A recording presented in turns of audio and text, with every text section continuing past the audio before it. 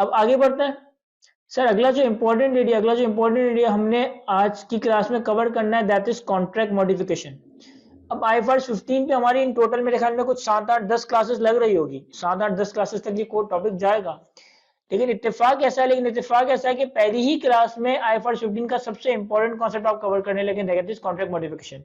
Sequencing ऐसी हुई है इस टॉपिक की कि इत्तेफाक ऐसा हो गया कि इस टॉपिक का जो सबसे इंपॉर्टेंट कॉन्सेप्ट है ना, ये जो कि मैं अगर तुम्हारा एग्जामिनर होता तो मैं कॉन्ट्रैक्ट मॉडिफिकेशन पे ही बड़ा जबरदस्त सवाल बनाता, ये वो एरिया है। इससे मैं देखता हूँ क्या बात हो रही है। सर कॉन्ट्रैक्ट मॉडिफिकेशन होता क्या है? कॉन्ट्रैक्ट मॉडिफिकेशन होता क्या है? आपका एक कॉन्ट्रैक्ट स्टार्ट हुआ, आगे जाकर आप गुड्स एंड सर्विसेज को चेंज कर दें, आगे जाकर आप गुड्स एंड सर्विसेज को चेंज कर दें, आगे जाकर आप गुड्स एंड सर्विसेज को ऐड कर दें, आगे जाकर आप गुड्स एंड सर्विसेज को लेस कर दें, और वो चेंजेस और वो मॉडिफिकेशन पार्टीज की अप्रूवल के साथ हो तो ये कॉन्ट्रैक्ट मॉडिफिकेशन का टॉपिक ट्रिगर हो रहा होगा। अगर मैं कॉन्ट्रैक्ट एग्जीक्यूट होने के बाद गुड्स चेंज कर दूं, सर्विस चेंज कर दूं, नेचर ऑफ सर्विस चेंज कर दूं, तो इस केस में अगर पार्टीज की अप्रूवल है, तो ये आपका कॉन्ट्रैक्ट मॉडिफिकेशन का एरिया ट्रिगर होगा। A change in enforceable rights and obligation, scope and और प्राइस। भाई लेट से ऐसा हो जाए कि आधा बैच करने के बाद आप कहें सर अब हमें एडवांस टैक्स की भी थोड़ी टॉपिक पढ़ा दें। आधा बैच करने के बाद मैं आपसे कहूं कि सर हमने पहले तो आपको फीस बड़ी कम बोल दी थी, एक काम करें जो है ना आप 10,000 रुपये मजीद पे कर दें, और आप मान जाए। एग्जाम्पल दे रहा हूँ कि 3-4 महीने कोर्स हमने कंडक्ट किया, उसके बाद मैंने कहा कि सर वो पहले तो हमने बड़ी कम फीस कोट कर दी थी, एक काम करें आप 10,000 रुपये और पे कर दें। या 3-4 महीने के बाद आप कहें कि सर पहले तो आपने सिर्फ FFR की बात किया थी, एक काम करें एडवांस टैक्स भी इसी फीस में बढ़ा दें। तो अगर हम स्कोप चेंज कर रहे हैं, प्राइस चेंज कर रहे हैं और पार्टीज की अप्रूवल है, तो हम अपने पास कॉन्ट्रैक्ट मॉडिफिकेशन का ये एरिया ट्रिगर कर रहे होंगे। ठीक हो गया? लेकिन पार्टीज की अप्रूवल होना जरूरी है।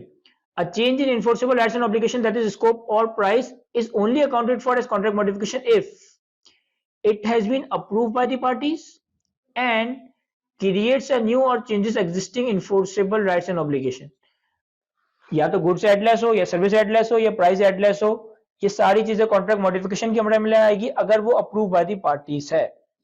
अब ये तो बड़ी जनरल थियोरेटिकल डिस्कशन थी। इंपॉर्टेंट बात ये है कि कॉन्ट्रैक्ट मॉडिफिकेशन को अकाउंट फॉर कैसे करना है, उसके लिए हमने एक डायग्राम बनाई है। इस डायग्राम को आपने गोल की समझना है, गोल की पी लेना है।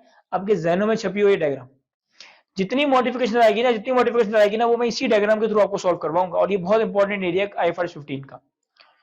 सर जब भी आपके कॉन्ट्रैक्ट में मॉडिफिकेशन हो, अपने आप से आपने ये दो सवाल करना है। क्या मॉडिफिकेशन के नतीजे में कोई additional goods and services contract में ऐड होने जा रहे हैं? क्या मॉडिफिकेशन के नतीजे में कोई कॉन्ट्रैक्ट में एडिशनल गुड्स एंड सर्विसेज हैं? एंड वो जो गुड्स हैं क्या वो डिस्टिंक्ट गुड्स हैं या नहीं? क्या मॉडिफिकेशन के नतीजे में कोई additional goods and services add होने जा रहे हैं और additional goods and service distinct की डेफिनेशन मीट करते हैं? अगर जवाब आ जाए यस, तो फिर अपने आप से अगला सवाल पूछें, क्या मॉडिफिकेशन के नतीजे में कंसीडरेशन ऐड होने जा रही है? और वो additional consideration in additional goods and services की स्टैंडर्ड सेलिंग प्राइस को रिफ्लेक्ट करती है या नहीं? आपने सवाल किया कि क्या कॉन्ट्रैक्ट मॉडिफिकेशन के नतीजे में additional goods and services distinct हैं? दूसरा सवाल, क्या कोई एडिशनल कंसीडरेशन है और वो additional consideration in additional goods and service की मार्केट प्राइस या स्टैंडर्ड सेलिंग प्राइस को रिफ्लेक्ट करता है? अगर जवाब आ जाए यस, आप इसे as a separate contract treat करेंगे। आप इस कॉन्ट्रैक्ट मॉडिफिकेशन को as a separate contract treat करेंगे। इसे अपने ओरिजिनल कॉन्ट्रैक्ट के साथ मिक्स ही नहीं करना, इसे ऐसा सेपरेट कॉन्ट्रैक्ट ट्रीट किया जा रहा होगा। सर व्हाट इफ कि मॉडिफिकेशन के नतीजे में नए गुड्स एंड सर्विसेज तो हो और वो डिस्टिंक्ट भी हो, लेकिन उनकी मद में जो पैसा दिया जा रहा है, जो एडिशनल पैसा दिया जा रहा है वो स्टैंडर्ड सेलिंग प्राइस को रिफ्लेक्ट ना करे, तो फिर क्या होगा सर? फिर हम डायग्राम के हिस्से में आ जाएंगे। Terminate the old contract and create the new contract. इसका मतलब ये नहीं है कि तुम कस्टमर को भगा दोगे। टर्मिनेट द ओल्ड कॉन्ट्रैक्ट का मतलब ये नहीं है कि तुम कस्टमर को भगा दोगे और एक नया कॉन्ट्रैक्ट करोगे। इसका मतलब है कि ये काम हमने अकाउंटिंग की बुक्स में करना है। हमने अकाउंटिंग की बुक्स में पुराने कॉन्ट्रैक्ट को वहीं तक रोकना है और एक नया कॉन्ट्रैक्ट स्टार्ट करना है। कैसे? Consideration allocated to remaining performance obligation is equals to consideration from the old contract not yet recognise. अच्छा ये सारी बातें मैं आपको एग्जांपल के साथ एक्सप्लेन करूंगा, अभी सिर्फ मैं थ्योरी डिस्कस कर रहा हूं तो परेशान मत होइएगा। कह रहा है कि आप consideration from the old contract not yet recognise, आप पुराने कॉन्ट्रैक्ट की ये वो प्राइस उठाए जो आपने अभी तक रेवेन्यू के तौर पर रिकॉर्ड नहीं की, plus consideration in the contract modification, उसमें ऐड करें कि आपको मॉडिफिकेशन के नतीजे में एडिशनल कितने पैसे मिलने वाले हैं, उसमें ऐड करें कि आपको मॉडिफिकेशन के नतीजे में एडिशनल कितने पैसे मिलने वाले हैं, और इस नई कंसिडरेशन को सारी परफॉर्मेंस ऑब्लिगेशन पे एलोकेट कर दिया जाएगा, रिमेनिंग सारी परफॉर्मेंस ऑब्लिगेशंस में एलोकेट कर दिया जाएगा। ये किस तरह से होगा न्यूमेरिकली उसकी परवाह ना करें, मैं इस पर भी इलस्ट्रेशन समझाता हूं आपको। और अगर कॉन्ट्रैक्ट मॉडिफिकेशन में आपके पास additional goods and service distinct ही ना हो, कॉन्ट्रैक्ट मॉडिफिकेशन में आपके पास additional goods and service distinct ही ना हो, यानी कि डिस्टिंक्ट गुड्स एंड सर्विस का क्राइटेरिया मीट ना हो, then adjust the existing contract, कोई क्यूमुलेटिव कैचअप एडजस्टमेंट हम नाम करेंगे यहाँ पे। अगर कॉन्ट्रैक्ट मॉडिफिकेशन के नतीजे में गुड्स एंड सर्विसेज में कोई चेंज ही नहीं आ रहा तो आपने इस केस में कोई क्यूमुलेटिव कैचअप एडजस्टमेंट करनी होगी, यानी कि अपने एग्जिस्टिंग कॉन्ट्रैक्ट को ही कुछ ना कुछ हमें एडजस्ट करना पड़ेगा। अब इन तीनों केसेस में मैं आपको एग्जांपल देता हूं, एग्जांपल कॉपी भी करेंगे लेकिन समझेंगे भी, लेकिन पहले अच्छे से इस स्लाइड को आप एक दफा रीड कर लें। याद देखिए सर, मैं कॉन्ट्रैक्ट मॉडिफिकेशन आपको एक सिंपल सी एग्जांपल के साथ एक्सप्लेन करता हूं। मैं अकाउंटिंग ट्रीटमेंट पे इतनी ज्यादा बात नहीं करूंगा, पहले मैं कॉन्ट्रैक्ट मॉडिफिकेशन के कॉन्सेप्ट पे बात करूंगा कि किस वक्त कौन सी मॉडिफिकेशन अप्लाई होगी, लेट्स से कि मेरे और आपके दरमियान एक कॉन्ट्रैक्ट हुआ, इस कॉन्ट्रैक्ट में मैंने आपको CFAP1 FFR कवर करवाना है, और इस FFR के कोर्स में लेट से 20 चैप्टर है, और हमने फी डिसाइड कर ली से 20,000। हमारे और आपके दरमियान एक FFR का अरेंजमेंट तय हुआ, 20 चैप्टर्स मैंने आपको कवर करवाने, 20,000 की फीस डिसाइड। अब मैं फॉर द सिंपलिसिटी मैं अज्यूम कर लेता हूं कि हर चैप्टर एक अलग performance obligation, chapter 1, chapter 2, chapter 3, chapter 4, ये सारी परफॉर्मेंस ऑब्लिगेशंस अलग अलग। मैंने क्या किया होगा, मैंने कहा होगा कि यार टोटल जो है ना 20,000 की प्राइस है, टोटल 20 चैप्टर कवर करवाने हैं, तो मेरे पास 1,000 रुपए पर परफॉर्मेंस ऑब्लिगेशन, 1,000 रुपए पर परफॉर्मेंस ऑब्लिगेशन, 1,000 रुपए पर चैप्टर, एक ट्रांजैक्शन प्राइस आ गई एलोकेटेड। मैं सिंपलिसिटी के लिए आपको एग्जांपल समझा रहा हूं, नंबर्स के साथ थोड़ा कोशिश कर रहा हूं कि हमारे और आपके दरमियान एक FFR का अरेंजमेंट हुआ, 20 चैप्टर्स की बात हुई है, मेरे और आपके दरमियान FFR के कोर्स की बात हुई है। इस FFR के कोर्स में मैंने आपको 20 चैप्टर कवर करवाने, आप मुझे 20,000 रुपए की फीस दोगे। तो मैंने आसान से काम क्या किया होगा, मैंने कहा यार 20,000 की फीस है, 20 चैप्टर है, 2,000 रुपए पर परफॉर्मेंस ऑब्लिगेशन, 1,000 रुपए पर चैप्टर मेरा रेवेन्यू, ठीक होगी। अब लेट्स से कि कुछ अर्सा गुजरता है, ठीक है, मैंने आपको 8 चैप्टर करवा दिए, मैंने आपको 8 चैप्टर कंप्लीट करवा दिए। तो मैंने क्या किया होगा सर, मैंने क्या किया होगा कि 8 मल्टीप्लाई बाय 1,000, 8,000 रुपए का रेवेन्यू रिकॉर्ड कर लिया होगा, 8,000 रुपए का रेवेन्यू रिकॉर्ड कर लिया होगा। जैसे जैसे मैं चैप्टर करवाता जाऊंगा वैसे वैसे मैं अपना रेवेन्यू रिकॉर्ड करता जाऊंगा। मैंने 8 चैप्टर्स कंप्लीट करवा लिए, मैंने 8,000 रुपए का रेवेन्यू रिकॉर्ड कर, ठीक होगी। अब लेट्स से केस 1, आप मेरे पास आते हो और आप मुझे कहते हो कि सर आप FFR तो बड़ा अच्छा पढ़ा रहे हो, एक काम करें, आपने हमें इनकम टैक्स में 5 हेड्स ऑफ इनकम भी कवर करवाना है। आप मेरे पास आते हो और आप मुझे कहते हो कि सर एडवांस टैक्स FFR तो बड़ा अच्छा समझ आ रहा है, आप एक काम करें, इनकम टैक्स के 5 हेड्स ऑफ इनकम भी हमें कवर करवाना है। मैंने कहा चलो करवा देंगे। फिर मैंने कहा क्या फीस होगी, आपने कहा कि चले सर फीस जो है ना 10,000 रुपए ले लीजिएगा, आपने कहा फीस जो है ना 10,000 रुपए ले लीजिएगा, और हम दोनों इस बात पे एग्री कर जाते हैं, यानी मैं आपको 5 हेड्स ऑफ इनकम कवर करवाऊंगा, आप मुझे 10,000 रुपए की एडिशनल फीस दोगे। सर मॉडिफिकेशन हो गई, क्यों, हमने स्कोप भी चेंज कर दिया, हमने प्राइस भी चेंज कर दिया, हमने 5 एडवांस टैक्स के टॉपिक भी ऐड कर दिए और 10,000 रुपए की प्राइस भी डाल दी। अब मैंने इस कॉन्ट्रैक्ट की अकाउंटिंग किस तरह से करनी है, मैंने इस कॉन्ट्रैक्ट मॉडिफिकेशन की अकाउंटिंग किस तरह से करनी है, मैंने अपने आप से सवाल पूछा, क्या ये 5 एडवांस टैक्स के टॉपिक, क्या ये एडवांस टैक्स के 5 टॉपिक क्या डिस्टिंक्ट परफॉर्मेंस ऑब्लिगेशन को रिफ्लेक्ट करता है, क्या एडवांस टैक्स के जो 5 टॉपिक ऐड किए गए हैं ये डिस्टिंक्ट परफॉर्मेंस ऑब्लिगेशन को रिफ्लेक्ट करते हैं? जवाब आता है लेट्स से यस, तो ये एडवांस टैक्स के टॉपिक का एफएफआर के टॉपिक से कोई ताल्लुक नहीं है। एडवांस टैक्स के 5 हेड ऑफ इनकम का एफएफआर के चैप्टर से कोई ताल्लुक नहीं है। तो पहला वाला क्राइटेरिया तो मीट हुआ, पहले वाले सवाल का जवाब है यस, ये डिस्टिंक्ट परफॉर्मेंस ऑब्लिगेशन है। दूसरा सवाल मैंने अपने आपसे पूछा, यार इनको मैं 5 हेड्स ऑफ इनकम 10,000 में करवा रहा हूं, मैं इनको 5 हेड्स ऑफ इनकम 10,000 में करवा रहा हूं, क्या ये मैंने मार्केट प्राइस चार्ज की है? मैंने सोचा कि यार मैं अपने क्लाइंट्स पे जाता हूं, अपने क्लाइंट्स पे भी चाहता हूं तो इतनी प्राइस चार्ज करता हूं, अगर हर एक हेड करवाऊं तो 2,000 रुपए का एक हेड करवाता हूं, तो इनको मैंने 5 हेड्स करवाने 10,000 में, क्या ये स्टैंड अलोन सेलिंग प्राइस है? क्या स्टैंड अलोन सेलिंग प्राइस? जवाब है यस, ये स्टैंड अलोन सेलिंग प्राइस, यानी कि 5 heads of income distinct performance obligation भी है, 10,000 की price stand alone selling price भी है। अब मैं यहाँ पे क्या करूंगा, मैं यहाँ पे क्या करूंगा सर, मैं यहाँ पे सेपरेट कॉन्ट्रैक्ट कंसीडर करूंगा, यानी मैंने अपने ओरिजिनल कॉन्ट्रैक्ट को अलग लेके चलना, ओरिजिनल कॉन्ट्रैक्ट मेरा अलग चल रहा है, उसको मैं इसके साथ खिचड़ी नहीं बनाऊंगा, उसको मैं इसके साथ मिक्स नहीं करूंगा, ये एक सेपरेट कंसीडरेशन, सेपरेट कॉन्ट्रैक्ट हो गया जिसमें मेरी 5 परफॉर्मेंस ऑब्लिगेशन है हेड्स ऑफ इनकम, जिसमें मेरी ट्रांजैक्शन प्राइस कितनी है 10,000, जिसमें मेरी ट्रांजैक्शन प्राइस कितनी है 10,000 रुपए, मैं इस पे सेपरेट कॉन्ट्रैक्ट की अकाउंटिंग कर रहा हूंगा। ये modification as a separate contract deal होगा, इसे ओरिजिनल कॉन्ट्रैक्ट के साथ मिक्स करने की जरूरत नहीं है। ये हो गया एक केस। केस 2,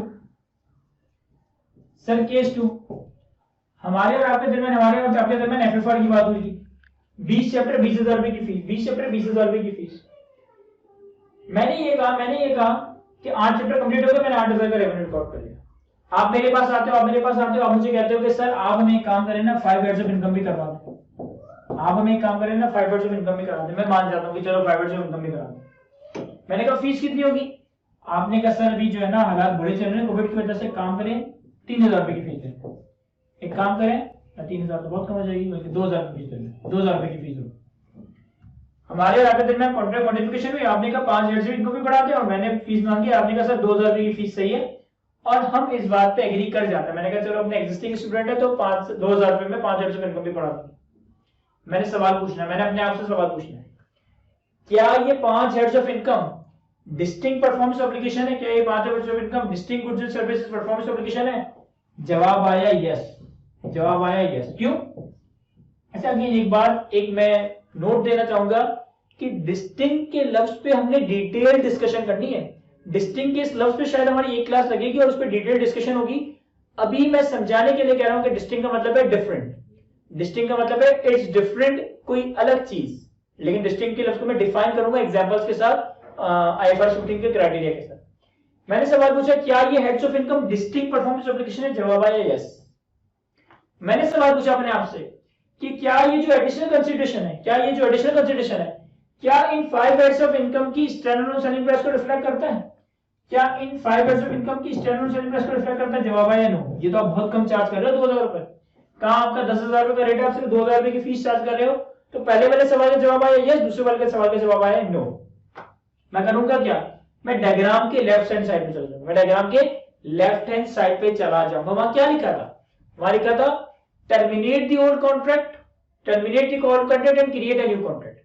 कैसे सर? ऐसे पुराने कॉन्ट्रैक्ट की ट्रांजिशन प्राइस का वो कंपोनेंट जो अभी भी रेवेन्यू का पार्ट नहीं बना, पुराने कॉन्ट्रैक्ट की ट्रांजिशन प्राइस का वो पोर्शन जो अभी भी रेवेन्यू का पार्ट नहीं बना है, वो कितनी है? सर 20,000 का कॉन्ट्रैक्ट हुआ था, 8,000 का रेवेन्यू रिकॉर्ड कर लिया, 20,000 का कॉन्ट्रैक्ट हुआ था, 8,000 का रेवेन्यू रिकॉर्ड कर लिया, तो कितना अनरिकॉग्नाइज्ड रेवेन्यू है? मैं लिख देता हूं unrecognised revenue of old contract, वो कितना है सर? 12,000। ये 12,000 कैसा आया है? टोटल 20,000 का कॉन्ट्रैक्ट था, 8,000 का रेवेन्यू रिकॉर्ड कर लिया था, तो 12,000 का रेवेन्यू अभी भी रिकॉर्ड करने के लिए रहता था। इसमें प्लस कर दें additional consideration under contract modification. Contract modification की वजह से एडिशनल कंसिडरेशन कितनी मिल रही है? इसमें कॉन्ट्रैक्ट मॉडिफिकेशन की वजह से एडिशनल कंसिडरेशन मिल रही है 2,000। ये कितना हो गया?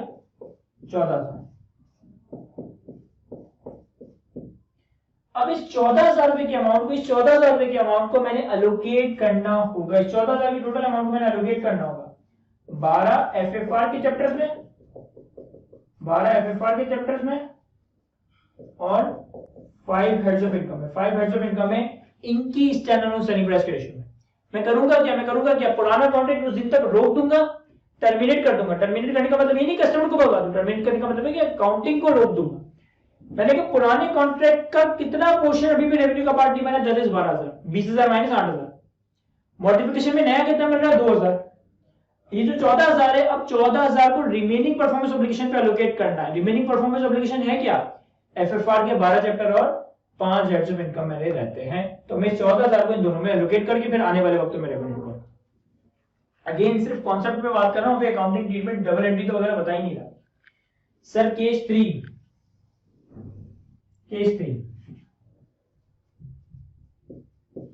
लेट्स से कि जब हमारी एफएफआर की बात हुई थी ना, तो मैंने एफएफआर के कोर्स में आपसे कमेंट किया था कि मैं जो है आपको आईकेएफ के पास ऊपर करवाऊंगा, ठीक है।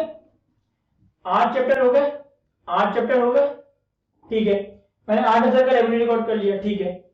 आप मुझे कहते हो कि सर आप जो आईकेएफ के पासपोर्ट में करा रहे हो ना, इसमें मजा नहीं आ रहा।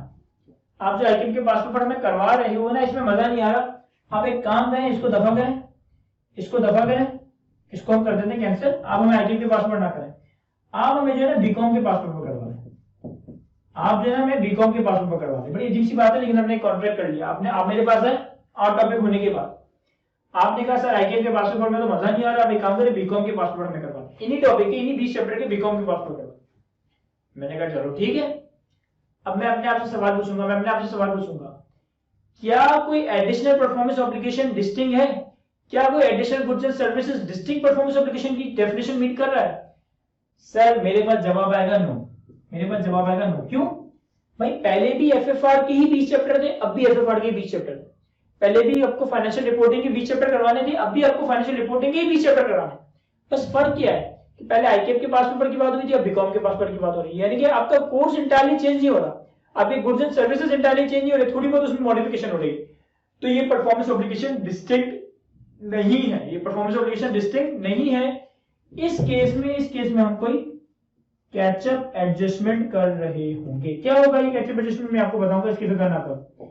एंट्रीज के साथ, नंबर्स के साथ पंचिंग करेंगे, लेकिन सिर्फ कॉन्सेप्ट समझना है कि अगर परफॉर्मेंस ऑब्लिगेशन ऐड नहीं हो रही, उसी में कुछ चेंजेस हो रही है, तो फिर क्यूमुलेटिव कैचअप एडजस्टमेंट की जा रही होगी। इस एग्जांपल को लाजमी कॉपी करो। आई होप कि मैं आपको ये कॉन्सेप्ट, अगेन अकाउंटिंग एंट्रीज अभी नहीं, सिर्फ कॉन्सेप्ट समझा पाया हूं। अकाउंटिंग एंट्रीज तो हम सवाल में सीख जाएंगे। इस एग्जांपल को अच्छे से कॉपी करो तो फिर हम आगे बढ़ते हैं। सर यहाँ देखिए अपनी डायग्राम को दोबारा से एक दफा रीड करते हैं।